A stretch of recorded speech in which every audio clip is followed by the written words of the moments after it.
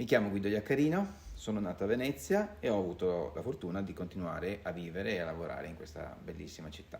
Io rappresento l'Unisve, l'abbreviazione di Unione Stuccatori Veneziani. Siamo un gruppo ormai di oltre 40 persone, di artigiani, che tutti i giorni con le loro mani e con la loro testa cercano di preservare, di conservare la città di Venezia e di intervenire con dei restauri, con delle nuove finiture. L'Unisve è a servizio dell'arte e al servizio della città di Venezia. Nasce dalla necessità di recuperare alcune attività, come quella degli stuccatori, che stavano andando perdute, di dare questa continuità, non perdere questo filo che c'era un po', che rischiava di spezzarsi. Ci sono tante sfaccettature, Unisve può restaurare delle superfici, degli oggetti artistici. Il filo conduttore di tutto è quello dell'utilizzo e delle tecniche della tradizione e soprattutto delle tecniche della tradizione veneziana. Io amo tantissimo questa città.